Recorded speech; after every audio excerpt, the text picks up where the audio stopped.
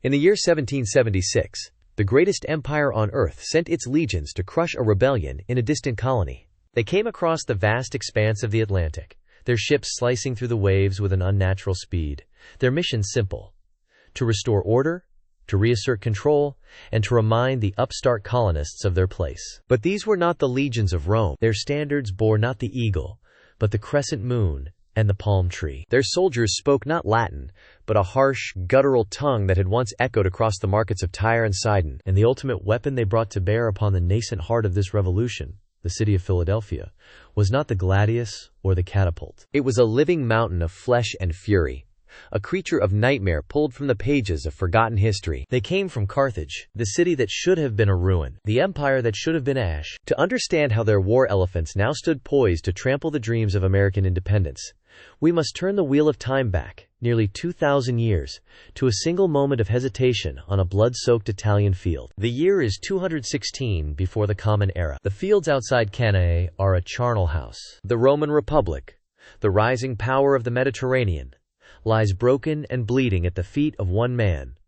Hannibal Barca. 50,000 of Rome's finest soldiers, consuls, senators, fathers and sons are dead. It is a victory so total, so annihilating, that it defies comprehension. As dusk settles over the carnage, Hannibal's cavalry commander, Maharbal, approaches his general, his voice brimming with a feverish certainty. "You know how to win a victory, Hannibal," he declares. "Now learn how to use one. Dine tomorrow in the capital."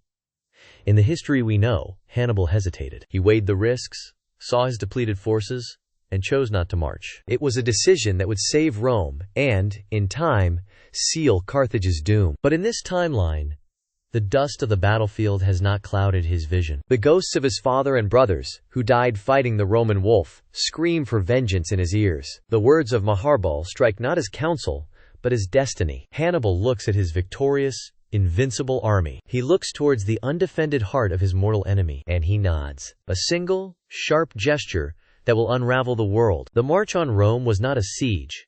It was a reckoning. The city, stripped of its legions, fell into a state of primal panic. The gates were breached in a matter of days. What followed was not conquest. It was erasure. The Senate House, where laws that would one day govern a continent were debated, was put to the torch. The temples of Jupiter and Mars were torn down, their gold plundered to fill the treasury of Carthage. The great libraries were burned, the words of Plautus and Fabius Pictor turning to smoke and ash. Rome was not merely sacked, it was salted, a symbolic act of utter annihilation, a promise that nothing would ever grow there again. The wolf had been slain in its den, and the world held its breath. The future of Western civilization, once set on a path of legions, law, and Latin, now belonged to the merchant princes of North Africa. It belonged to Carthage. But to understand how this led to bioluminescent cities and steam-powered warships, we must first examine a forgotten patent from 1920, a patent that in our world remained a curiosity,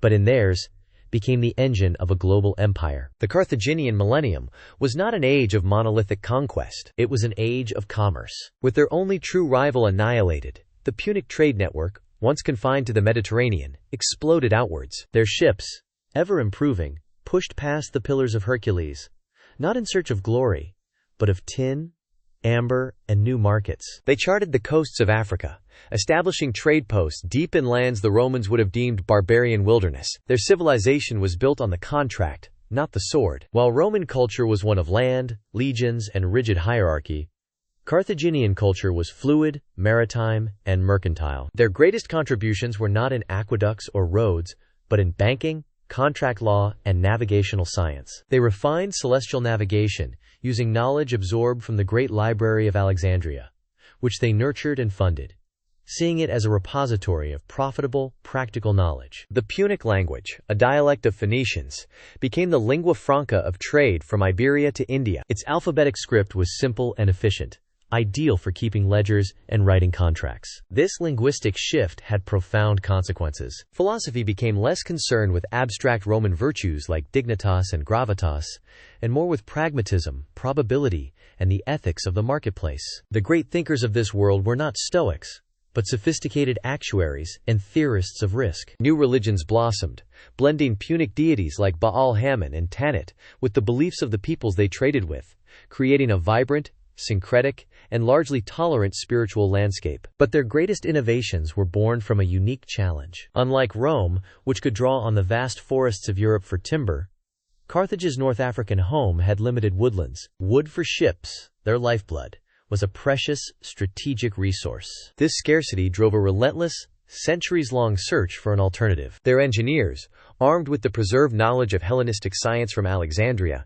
tinkered with the principles of thermodynamics, pneumatics, and metallurgy. They studied the eolipile of Hero, not as a toy, but as a potential solution. This single decision had a terrifying, unforeseen consequence, one that would echo across the centuries. By the 13th century of the Common Era, a calculation they made from the founding of Tyre, not the birth of Christ, they had done it. They created a viable, coal-powered steam engine. At first it was a clumsy, inefficient behemoth, used only to work the pumps in their deep silver mines in Iberia. But the principle was proven. Over the next 200 years, it was refined, miniaturized, and made more powerful. The result was a ship that would change the world.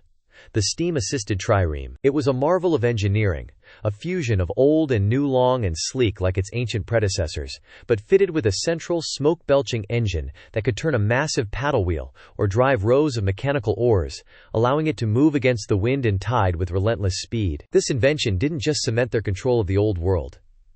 It opened up a new one. In 1415, not 1492, the Carthaginian admiral Bodashtart, commanding a fleet of steam triremes, followed the westerly winds and currents not by accident, but with methodical, calculated certainty based on centuries of accumulated oceanographic data. He made landfall on a large island in what we would call the Caribbean. He named it Antillia, the island before the continent. The age of discovery had begun, and it belonged to Carthage. Their approach to this new world was starkly different from that of the Spanish or Portuguese in our timeline. They were not conquistadors seeking souls to convert and gold to plunder for a king. They were merchants, seeking new partners, new resources, and new markets for the Carthaginian Commonwealth. They established coastal trading posts, factories, not vast territorial colonies. They traded iron tools for maize, bronze trinkets for tobacco, and wine for raw copper. There was still exploitation, and diseases still took a toll. But it was not the swift, genocidal apocalypse of our history. The great empires of the Aztecs and Inca were not shattered by a few hundred adventurers. Instead, they were slowly, inexorably, brought into the Carthaginian economic orbit. They began to acquire Carthaginian technology, to adapt Punic military tactics, creating powerful, hybrid kingdoms. This vast, interconnected web of commerce created unimaginable wealth for the ruling families of Carthage. The city itself became a wonder of the world, its harbors choked with ships from every corner of the globe, its libraries holding the accumulated knowledge of humanity. Its influence was absolute, but it also sowed the seeds of its own destruction. Because far across the Western Ocean, in a cold and resource-rich land they called New Tyre, our North America, a new idea was taking root, an idea whispered not in Punic, but in a strange dialect of Germanic and Celtic tongues. The idea of freedom from the merchants' grasp. Unlike the trade-focused settlements in the south,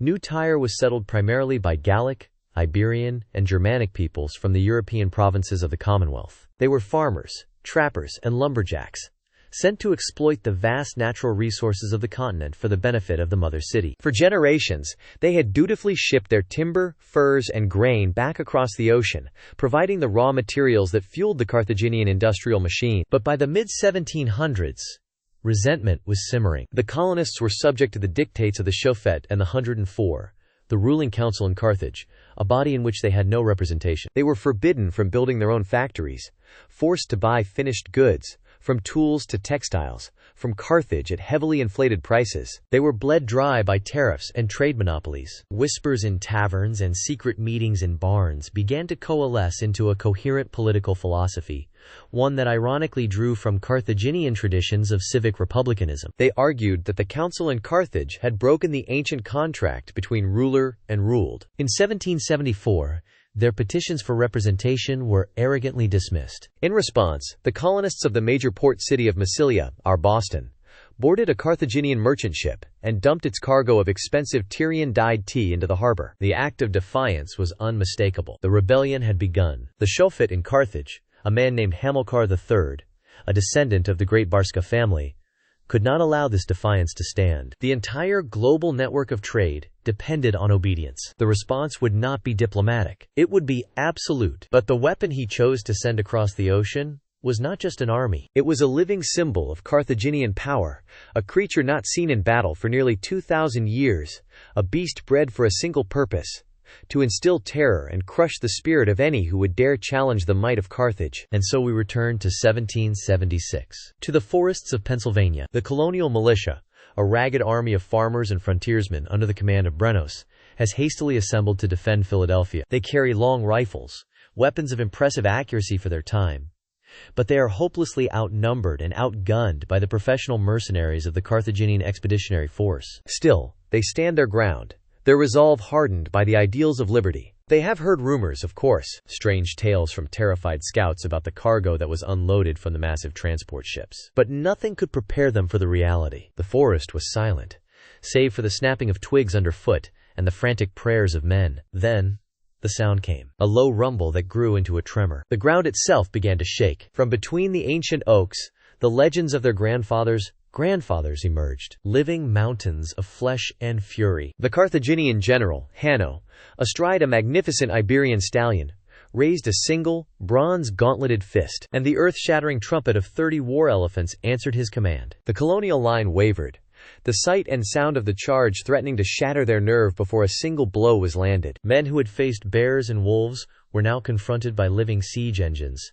ancient nightmares made real. The front rank fired a ragged volley, the musket balls pattering uselessly against the bronze plating on the elephants' heads. The beasts didn't even slow down. Panic began to ripple through the ranks, but Brenos's voice, honed by years of shouting over the wind in the high forests, cut through the terror. "Not the beast, the man!" he bellowed, raising his own long rifle. "Hunters of New Tyre, aim for the rider."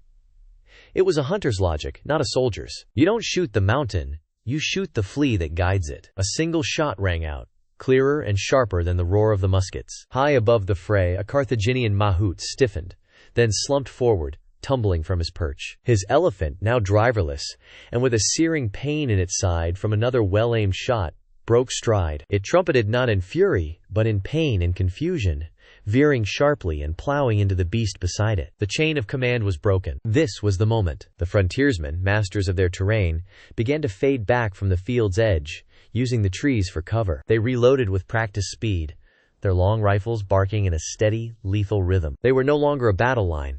They were a forest of snipers. Hanno's professional army, trained for the open plains of Numidia, was blind. They couldn't see their enemy, only feel their stings. The elephants, maddened by wounds and the loss of their handlers, became a greater threat to their own side than to the colonists. They thrashed and stamped, trampling the tightly packed Carthaginian mercenaries who had no room to maneuver. General Hanno, his face a mask of disbelief, watched his ultimate weapon turn his perfect strategy into a blood-soaked catastrophe. The symbol of Carthaginian might was destroying itself. The retreat was not a maneuver, it was a rout. The survivors of the expeditionary force fled back towards the coast, leaving their dead, their pride, and their living weapons behind. As the sun began to set, the forest fell silent once more, the air thick with the smell of gunpowder and blood. The colonists had held the line. They had faced down history itself and won. The Battle of the Brandywine Creek, as it would be known in this timeline, did not end the war, but it ended the myth of Carthaginian invincibility. It proved that a new idea, wielded by determined people in their own land, could break the oldest of empires. The ancient weapon, the living symbol of a 2,000-year-old power, had been defeated by the weapon of a new age, the rifle, and the free man who held it. The spark lit in the forests of Pennsylvania would become a fire that would burn across the globe, a fire that would ultimately consume the great city of Carthage itself. An empire built on trade would be undone by an idea it had ironically nurtured, that all people, not just the merchants of the 104, deserved a voice in their own destiny. What if one battle could change the world? What if the tools of the past were not enough to conquer the future? History is a fragile thing, and a single shift can create a world you've never imagined. To explore more worlds like this, and to witness the moments that break one history and forge another, make sure you subscribe to ChronoShift.